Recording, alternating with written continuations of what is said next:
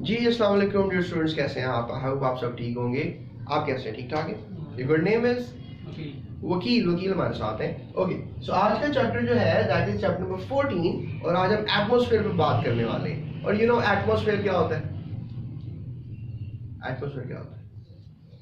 Atmosphere कहते हैं माहौल को, हमारे इर्द गिर्द का एनवायरनमेंट, हमारे इर्द गिर्द का जो एक हवा है, जो इर्द गिर्द के हवा के कंपोनेंट्स हैं, इसको हम एटमॉस्फेयर कहते हैं। ठीक है, तो इस चैप्टर में क्या क्या पढ़ने वाले हैं? बहुत अच्छा क्वेश्चन है और इस चैप्टर में बहुत इंटरेस्टिंग है। इसमें हम कंपोजिशन ऑफ एटमॉस्फेयर पढ़ेंगे, यानी कि हमारा जो एटमॉस्फेयर है वो किस चीज़ से मिलकर बना है।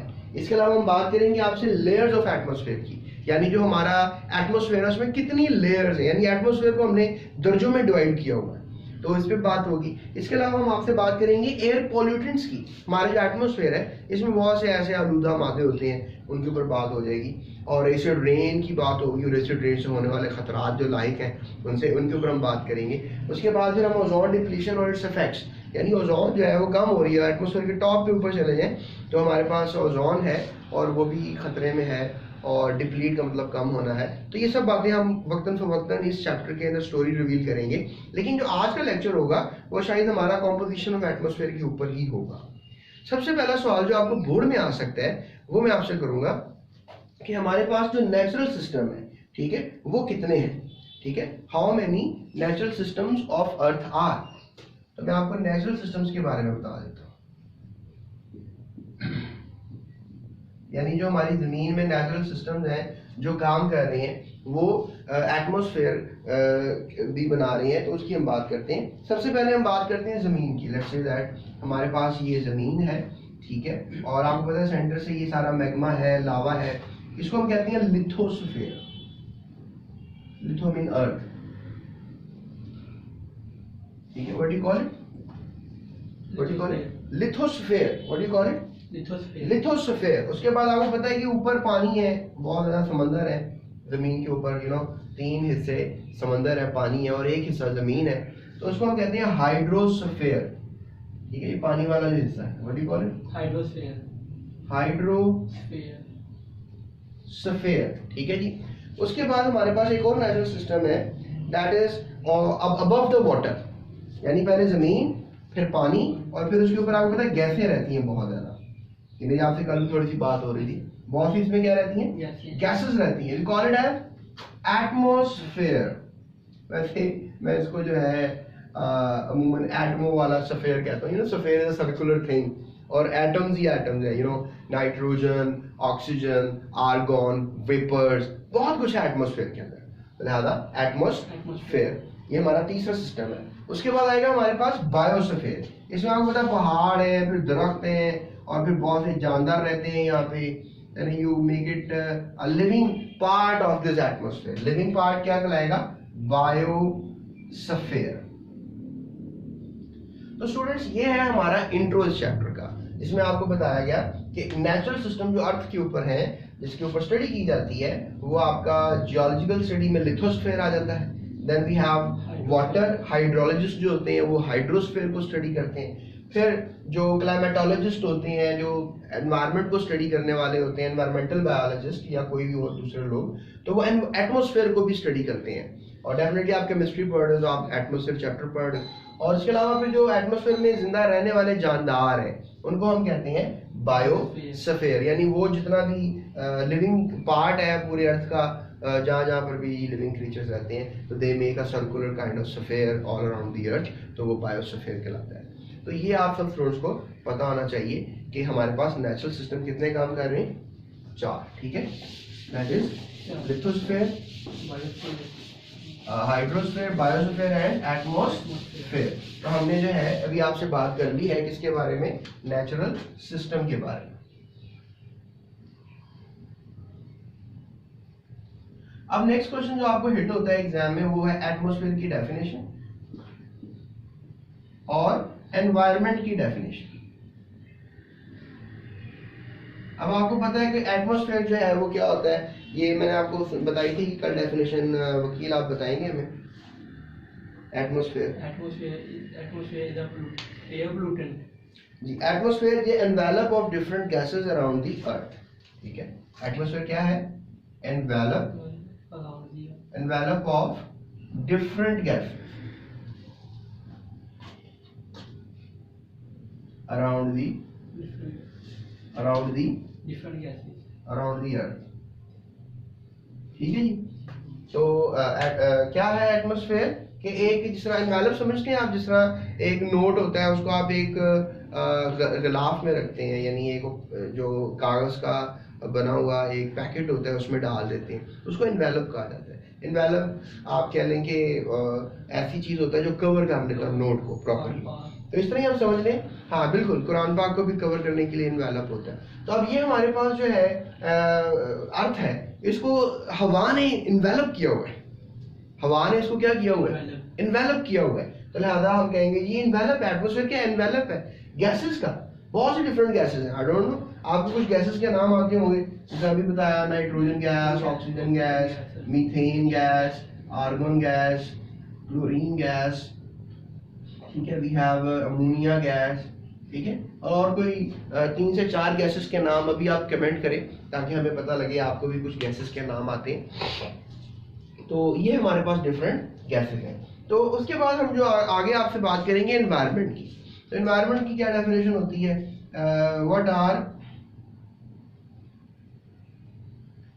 What is the difference between atmosphere environment? तो एनवायरनमेंट आप लिखोगे बायोटिक एंड एबायोटिक फैक्टर्स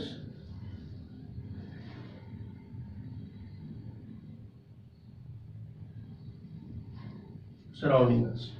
ये बायोटिक और एबायोटिक फैक्टर जो है जो हमारे इर्द गिर्द हैं, यानी जो जिंदा चीजें हैं हमारे इर्द गिर्द, और जो मुर्दा चीजें, जैसे हवा है ये एक मुर्दा चीज है, पहाड़ है, जमीन है, ये एक मुर्दा चीजें हैं। तरह अभी लकड़ी काट के टेबल बन गया तो ये भी मुर्दा हो गया, लेकिन कभी दरख्त था तो जिंदा था। तो जो भी हमारे इर्द गिर्द जिंदा और मुर्दा चीजें हैं उनको हम क्या नाम देंगे? Biotic and abiotic factors. और हमारे गिर्द अगर ये होंगे तो उसको हम क्या नाम दे देंगे? और गैसेस का एनवेलप जो होगा वो एटमॉस्फेयर बना देगा, और एनवायरनमेंट जो है हमारे इर्द गिर्द का माहौल होगा। क्लियर होगी बात? तो ये आपको 2 नंबर का सवाल बोर्ड में आ सकता है, शॉर्ट क्वेश्चन। तो लिहाजा हमने अब एटमॉस्फेयर के ऊपर भी बात कर ली और एनवायरनमेंट के ऊपर भी बात कर ली। अब थोड़ा सा जरा legal point of view MCQs के लिए जो है वो पॉइंट आउट करने की कोशिश करते हैं। जैसे फॉर एग्जांपल अगर आप जमीन पे हैं, ठीक है, ये जमीन है, अगर आप 11 किलोमीटर ऊपर चले जाते हैं, ठीक है, कितने किलोमीटर ऊपर चले गए? 11 किलोमीटर ऊपर चले गए, तो साइंसदानों का मानना है कि 70% एटमॉस्फेयर 11 किलोमीटर के अंदर ही आ जाता है। यानी ये वो एरिया है 11 किलोमीटर अराउंड दी अर्थ, जैसे ये अंडा और इसकी धरती का एरिया लग रहा है, तो ये 11 किलोमीटर में ही सारा का सारा क्या आ जाता है? एटमॉस्फेयर आ जाता है। कितना परसेंट? 75%। शाबाश। उसके बाद अगर आप लेट्स से दैट मजीद ऊपर जाते हो, let's move to at least 30 kilometres. कितने किलोमीटर्स? 30 किलोमीटर ऊपर चले जाते हो और ये एरिया अब कवर हो रहा है, ठीक है। अब जो है वो ये एरिया क्या हो रहा है? कवर हो रहा है। तो that makes an idea of 99% of atmosphere. That makes an idea of 99% of the atmosphere.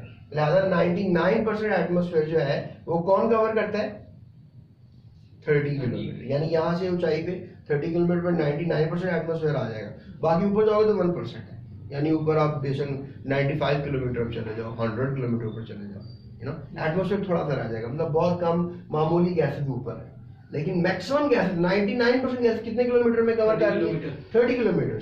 और 11 किलोमीटर में कितने परसेंट कवर कर रही है? 75% गैसेस जो है वो कवर कर रही है। तो ये आप सब स्टूडेंट्स को पता होना चाहिए। अगर ये पॉइंट आपने मिस कर दिया जो भी मैंने बताया है, तो आप बोर्ड का एक एमसीक्यू मिस कर देंगे। तो लिहाजा ये आपके बोर्ड का एमसीक्यू है, ये आपने मिस नहीं करना।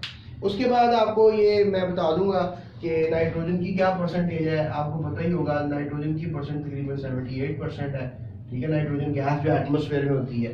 फिर ऑक्सीजन गैस है, इसकी परसेंटेज जो है वो 21% है, ठीक है, ये सेकंड अबंडेंट गैस है। और फिर आर्गन है और कार्बन डाइऑक्साइड है। आर्गन जो है वो 0.09% है, ठीक है। उसके बाद जो कार्बन डाइऑक्साइड गैस है ये 0.03% है। तो ये आपको कम से कम परसेंटेजेस याद होनी चाहिए।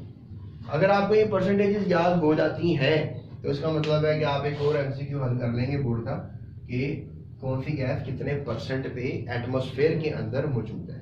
अबंडेंट का मैंने लफ्ज इस्तेमाल किया है, अबंडेंट कहते हैं कसरत से। तो इन सब गैस में सबसे ज्यादा अबंडेंट कौन सी है?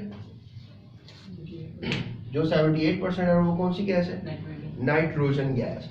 और सबसे ज्यादा अबंडेंट गैस है नाइट्रोजन। अब आप सोच रहे होंगे नाइट्रोजन ज्यादा क्यों है, हम तो ऑक्सीजन यूज करते हैं, जितने भी जानदार हैं तो ऑक्सीजन ज्यादा होनी चाहिए, लेकिन नाइट्रोजन ज्यादा है, ऑक्सीजन इतनी ज्यादा नहीं है। और कहा यह जाता है कि अगर नाइट्रोजन 78% ना हो तो जलने का अमल इतना तेज हो जाए कि ये सारा जो हमारी पूरी जमीन का जो दरख्त है, लकड़ी है, ये कुछ ही घंटों में सारी जल जाएगी अगर 100% ऑक्सीजन हो जाए। मतलब इवन 78% ऑक्सीजन हो जाए और नाइट्रोजन 21% हो जाए। तो लिहाजा बर्निंग के प्रोसेस को स्लो करने के लिए कौन काम कर रहा है? नाइट्रोजन। इसके अलावा नाइट्रोजन का और भी बहुत ज़्यादा रोल है, और पौधे वगैरह नाइट्रोजन को इनडायरेक्टली यूज़ करते हैं, डायरेक्ट यूज़ नहीं कर सकते। और फिर नाइट्रोजन हमारी बॉडी को भी रिक्वायर है, पौधों को भी रिक्वायर है, तो नाइट्रोजन हवा से ली जाती है। और हैबर नामी साइंसदान ने नाइट्रोजन तैयार भी कर ली थी, अमोनिया बनाया था उसने तकरीबन 1920s के अंदर, आई थिंक सो। और उसको नाइट्रोजन हवा की और हवा की हाइड्रोजन को इसने इकट्ठा किया था और NH3 बनाया था, अमोनिया बनाया था। इस पर उसको नोबेल प्राइज भी दिया गया था। तो लिहाजा नाइट्रोजन को अमोनिया बनाने के बाद अमोनिया के आगे फर्टिलाइजर्स बनाने का काम दिया था, यानी कि नाइट्रोजन को हवा से निकाल कर पौधों में डालने का काम उसने आसान कर दिया था। तो लिहाजा इसलिए उसके इस काम को बहुत सराहा गया था।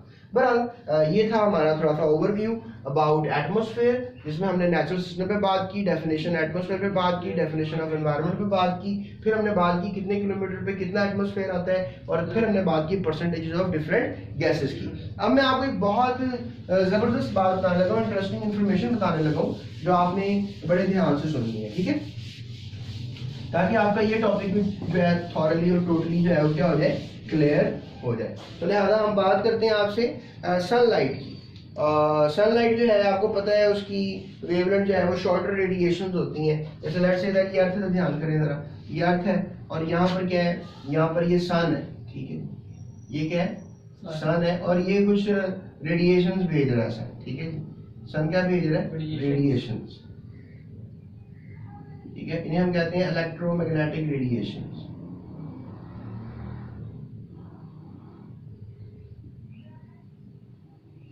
कौन सी रेडिएशन है ये जो सनलाइट सन की आ रही है, इलेक्ट्रोमैग्नेटिक रेडिएशंस।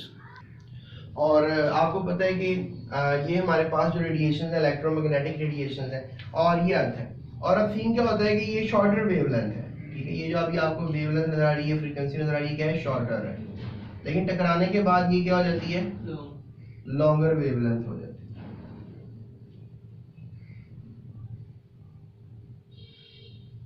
टकराने के बाद क्या हो जाती है, लॉन्गर वेवलेंथ। टकराने से पहले क्या थी, शॉर्टर, टकराने के बाद क्या होगी, लॉन्गर।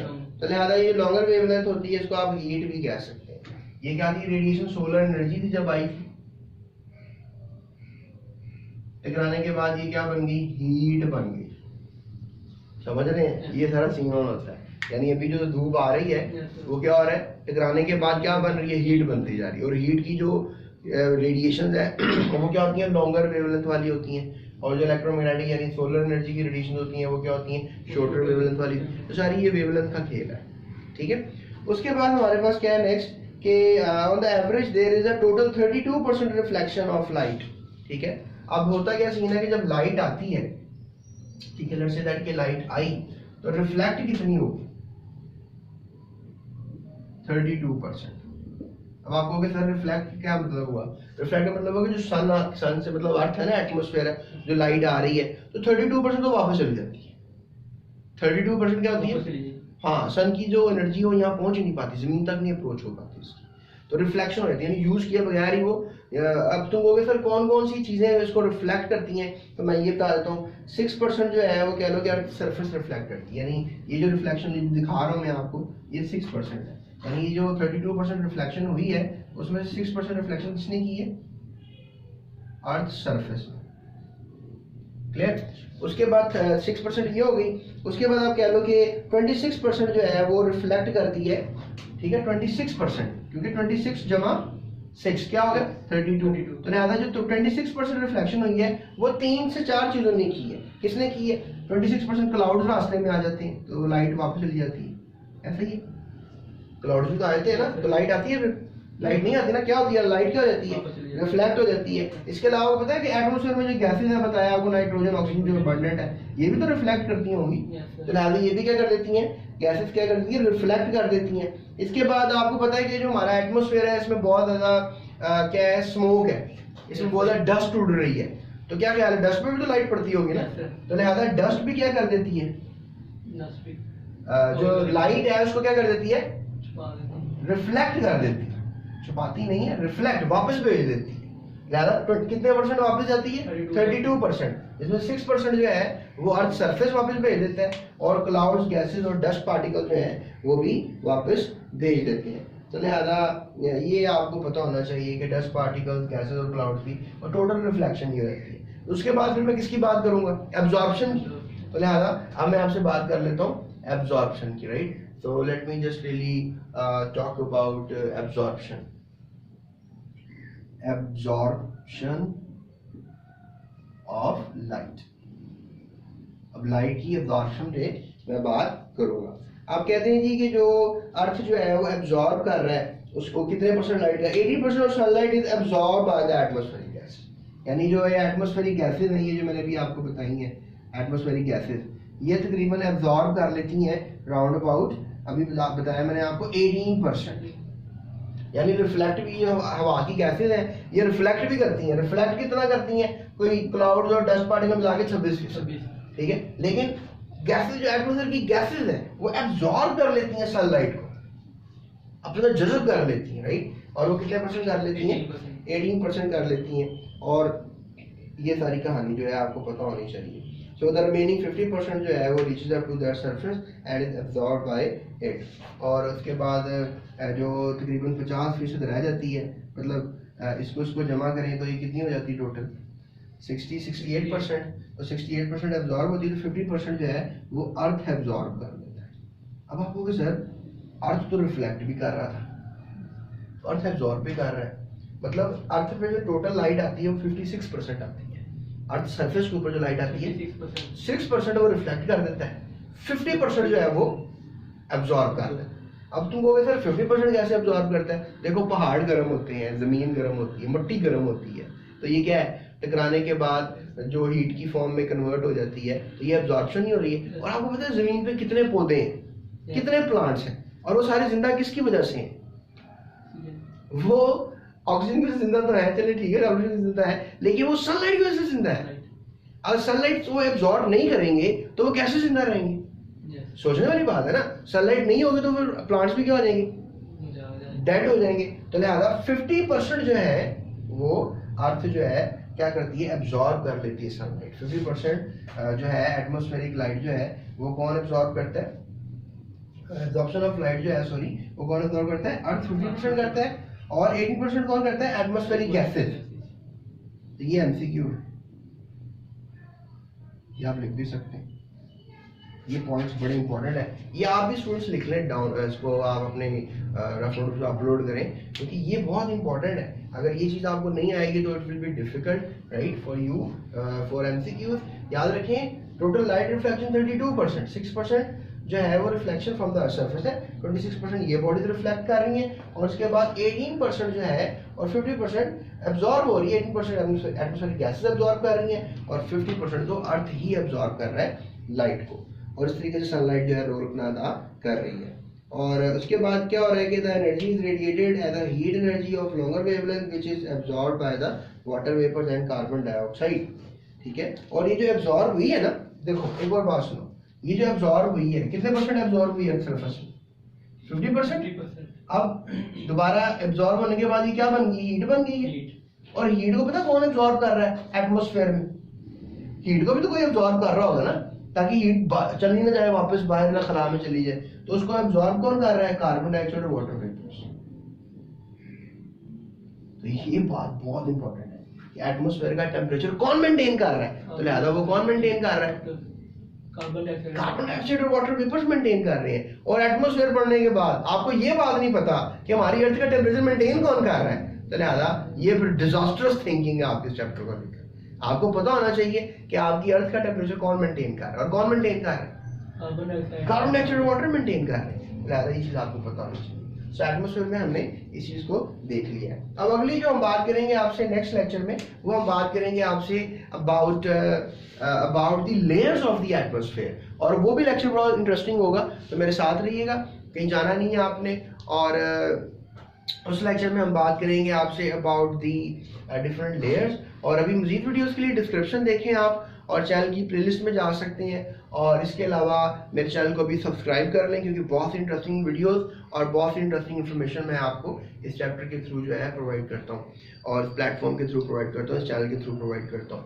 और that's it for my today's class. और इंशाल्लाह मेरी नेक्स्ट क्लास में मैं आपसे बात करूँगा different layers of atmosphere. Thank you so much.